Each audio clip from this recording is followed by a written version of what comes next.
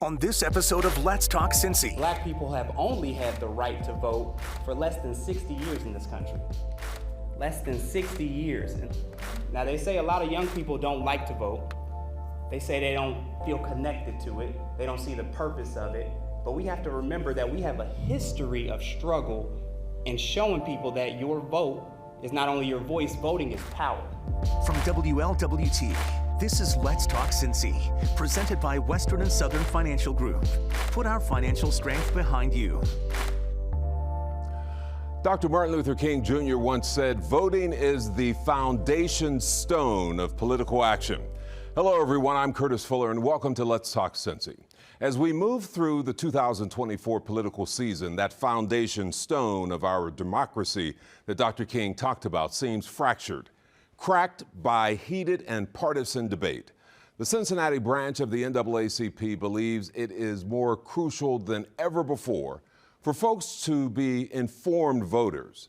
The local branch has a new tool in its arsenal to educate voters by meeting them right where they are. Megan Mitchell was at the launch of the new civic engagement van.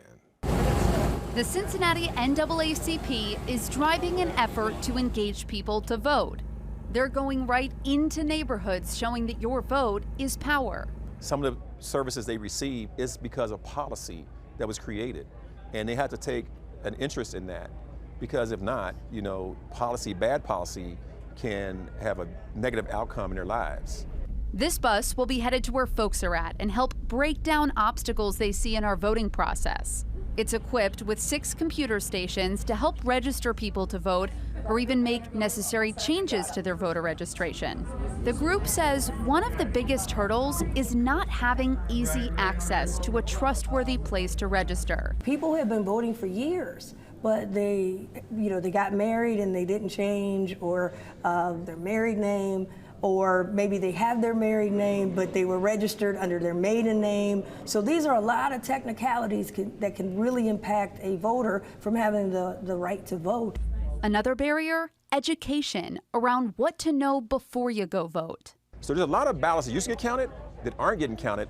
If you quantify that number in a county or in a precinct and you add them all up, it can determine the outcome of a race. There are already 25 events for this civic engagement unit to go to, but they want to bring this where the people are. So if you have an event or a space in which you want this van to be there, you can contact the Cincinnati NAACP. With me is no stranger to many of you, Joe Mallory. He is the president now of the Cincinnati branch of the NAACP, and it's always good to see you, Joe. Thank you, Curtis. Thanks for having me. Appreciate it. We are talking today about this new bus that you have roaming around the city, the Mobile Civic Engagement Unit. Tell people what that's all about. Well, it was a vision I had, and I wrote this up it is in 2011, I wrote this up. And once I retired from the Board of Elections, I would see people coming in, and when they would come to vote, they would be surprised at what they saw on the ballot. They had a lot of questions about, if they had to vote for everybody, what the language meant, and things like that. So I knew that there was an education gap in when people vote and how to vote. Some people were afraid that they didn't know how to vote, like just fill it in the box. Right. So I said, we got to do some education. So I wrote this up, and it kind of lingered for a while. I kept talking about it, and we finally got to the point where we were selling the vision to some supporters, and we started getting sponsorships to go towards the purchase of this vehicle, because they saw the vision as well. So I believe the first that came up was Kroger. They joined in and they supported us, and then we started talking to other donors, and they saw the vision, and the vehicle's 100% paid for, from sponsored donations. And to go into the community, the historically marginalized community, where there's low voter participation, I felt that there was a need there, because a lot of people, they have multiple reasons why they don't, engage in democracy or they vote.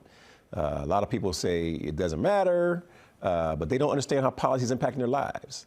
And that these people who are passing laws and legislation, they're policy makers. And if they don't like what the policymakers are doing, they can change policymakers. and also to let them understand that their voice is their vote and that their vote has power.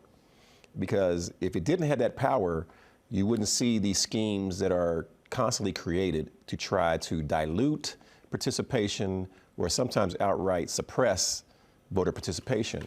So we want to take away this gap and go into the community and meet them where they are, right in their community, and bring this unit to their community with the resources that we have, and to try to get away this mystique and the stigma of participating in voting and educate them so they could be feeling like they are empowered.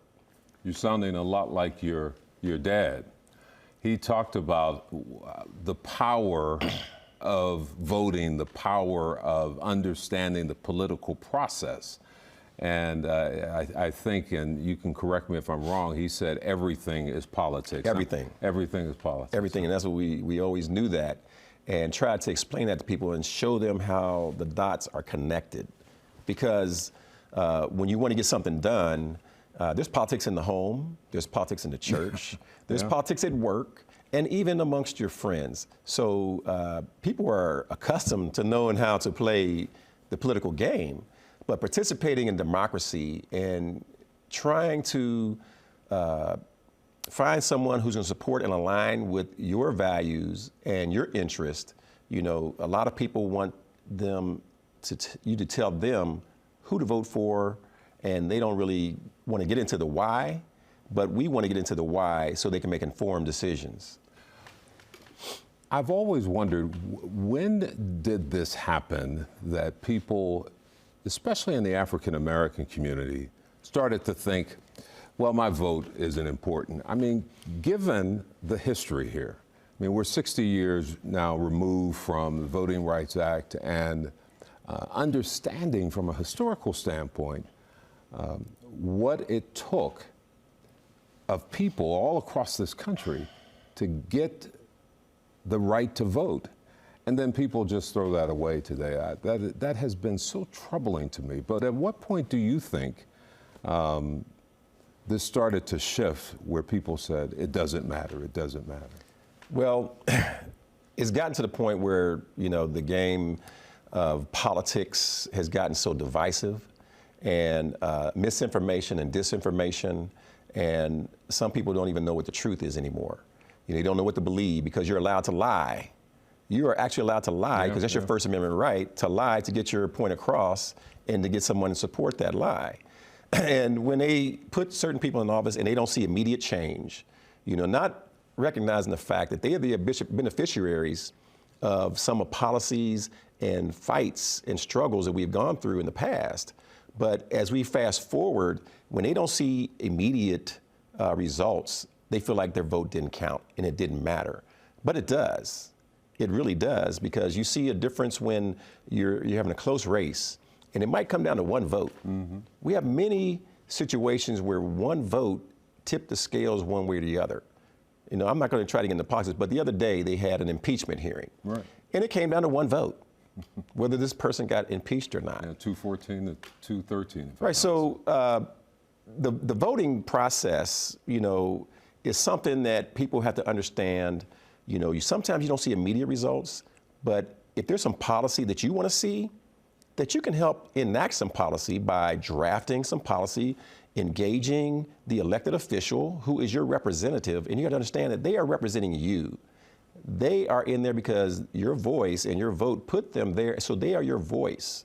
So you have to understand that when you want something done, you have to also engage them and also hold them accountable for some of the things that they're not doing as you believe in or you agree with. But also, if you want to see something passed or implemented, you can create your own policy and lobby them.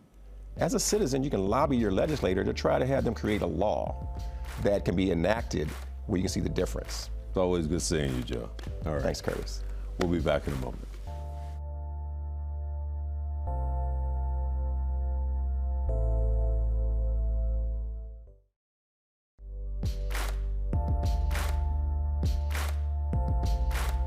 And with me now is Ron Dumas. Ron is well known around the city, involved in a project of golf because of his love for golf. And first of all, welcome to the program. Thank you. Thank you very much.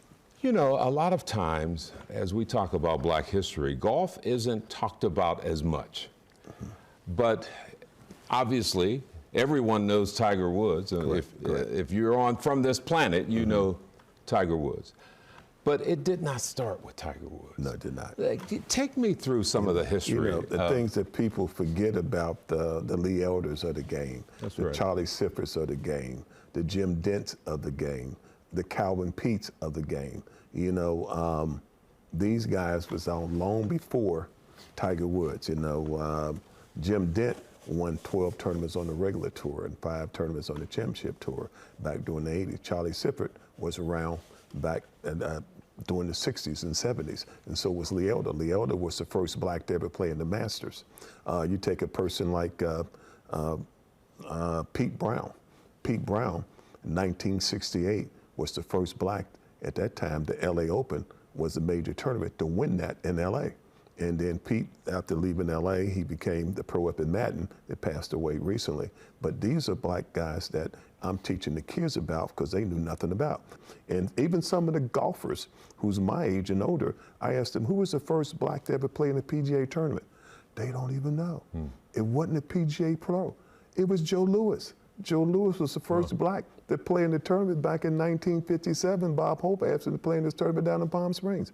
A lot of golfers don't know that. And our kids need to know the history of golf, where it started, what it went through, where we are today. And a guy that never made it on the tour that I got a chance in '73 to meet Arnold Palmer is when he came to Sherwin Woods. It's a person named Jimmy Woods, our local hero here. I was going to ask you Woods. about And so we started the teaching program last Saturday, which was February the 3rd, during Black History Month, and I shared the story of Jimmy Woods with the kids there last week. I started off with him because it's called the Jimmy Woods Learning Center, and I wanted to know the building that they was in. Just because it said reaching out for kids, it all started with Jimmy Woods, and I told them the history about Jimmy Woods. Talk a little bit more about him and his influence here in Cincinnati, because if you grew up here in Cincinnati, you knew him, or at least people our age. Jimmy got a lot of people involved in golf because we would play Avonfield, and it was always 30 or 40 guys playing every weekend there, and Jimmy would talk to them, and Jimmy would go out and play all the pros in Hamilton County. They would play on Mondays and Thursdays up at Sherwin Woods, and Jimmy, growing up in the South, his father worked on the golf course, and Jimmy was originally left-handed, but Jimmy was about 13 or 14 before he was able to get a left-hand club. There wasn't no left-handed people hardly playing then, so he learned to play right-handed. And then when he got of age, he turned around and played left-handed. The amazing part about Jimmy, he could shoot on the par left-handed, he could shoot on the par right-handed. And all you had to do is talk to this guy, and he would laugh. You didn't know if he made a 7 on the hole or a 3 on the hole because his demeanor stayed the same. You know, we probably because of its length of time, its history, we hear of the racism that existed in baseball, probably more so than any other sport. Clearly, everyone knows the story of Jackie Robinson and how he broke the color line. But golf, you don't hear the story, and you don't. I think people might even underestimate the racism that existed in the game of golf. Jimmy could have been on a tour many, many years ago, but because of racism, he couldn't get on the tour. And it was courses that we couldn't play on. And the racism that exists in golf, unbelievable. You go back to when I was in high school playing in a tournament, and I got to the top of my swing, and I got called all kind of names, and I stopped and started laughing at these people calling me all kind of names. But yes, racism been existing a long time, but we've come a long way, Mr. Fuller. It's changing, and because of the junior programs, because of networks and things of this nature, more people, and because of Tiger Woods, people understand, and more of us are getting into golf. As you talk about changing the dynamics of the sport, we're going to talk about the program that you have that has been changing the lives of a lot of young people for the past 30 years. We're going to do that in just a moment.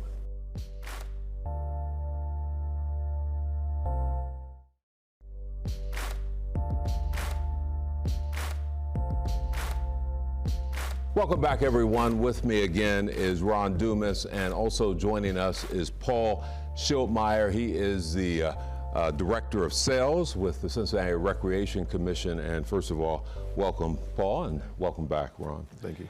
Hey, let's talk about this program Okay. where you're working with kids over at Avon Field, teaching them golf. Talk about how this started and how successful it's been. So I started the program when I was down at Lunkin at the time, and I didn't have a name for it. So Mr. Thomas, who used to own WCIN, asked me to, will you go to Jamaica? I had never been to a third world country. Like, he said, we're going to pay your way. I was just on vacation. I think of some kids down there that you can teach to play golf.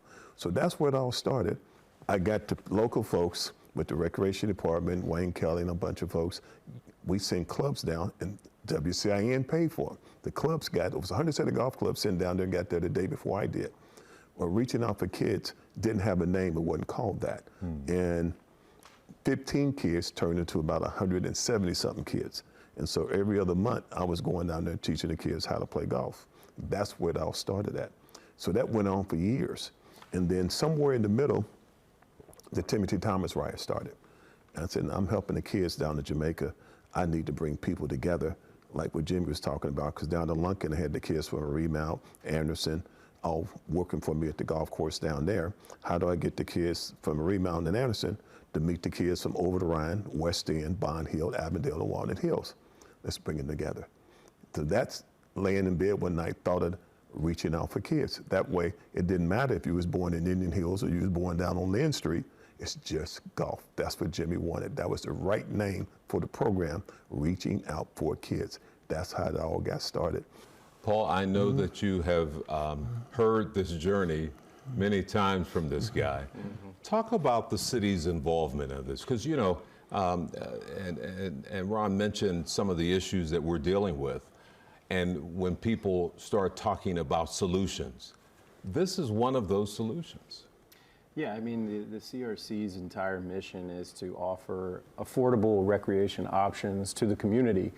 And by doing so through the kids that, you know, come to Ron's program and all that he does to support these kids, get them interested in the game of golf, get them playing golf. They're obviously going to come back. Everybody goes back to the place where, when they were young, where did I first learn to play any sport, whether it be golf, basketball courts, you know, wherever it is. They're going to remember Avon Fields, they're going to remember CRC Golf, so it's a perfect mission for us to help support, and we just love the work he does down there with all these kids. We want to teach them integrity and teach them to love each other, because I think right now the way the world's going, the biggest thing missed is love. They may not be getting it at home most of the time, the type of kids we got them only for a short period of time, and then they got to go back in the neighborhoods they come from. So we always want them to know this is a safe place for you.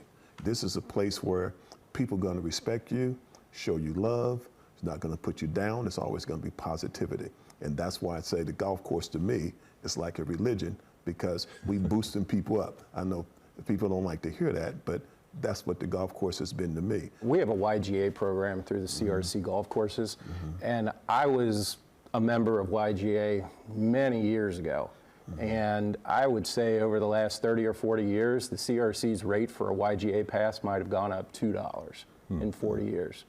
We keep it very affordable for the kids to come to our courses and play. Hey, finally, I know that there are scholarships available, so not only are you teaching them how to Play golf. love golf and play golf, but there are scholarships available that these kids go off to college, and so you're not teaching them to be the next Tiger Woods. You want them to just enjoy the game, right, and then go off to do other things, whatever which they done. want to do. And in the wintertime, I contact and go visit different colleges, and that's what I've done in the past. And we have 26 colleges associated with our program.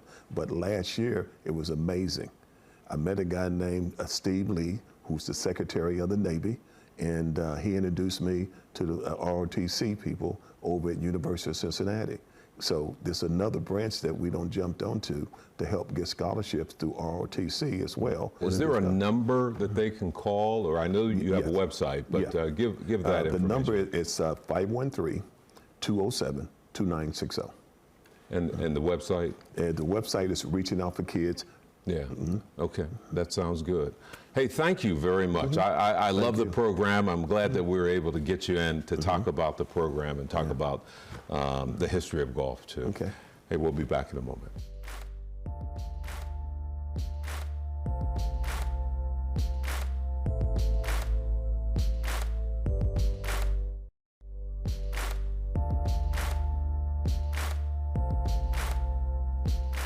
And finally, preserving Cincinnati's rich musical legacy. The Cincinnati City Council is working on providing hundreds of thousands of dollars to help renovate King Records.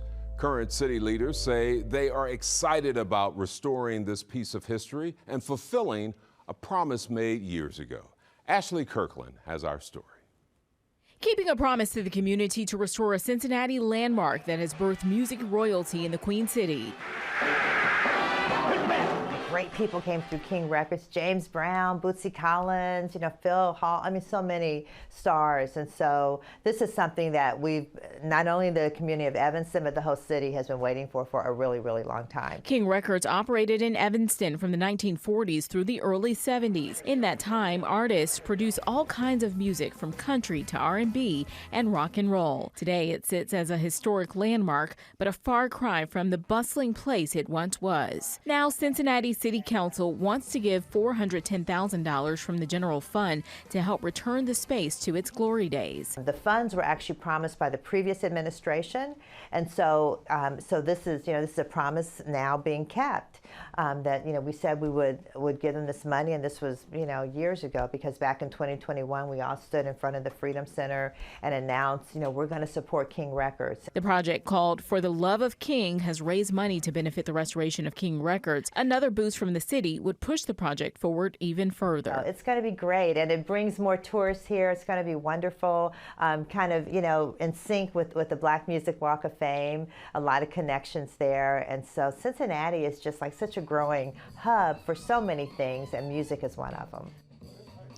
Absolutely. The council is scheduled to vote on Monday. If you want more information about King Records, visit the group's website. The address is fortheloveofking.com. The group also has Facebook, X, and Instagram accounts. Well, that does it for the program today. Thanks for joining us. I'll see you next time for another edition of Let's Talk Cincy.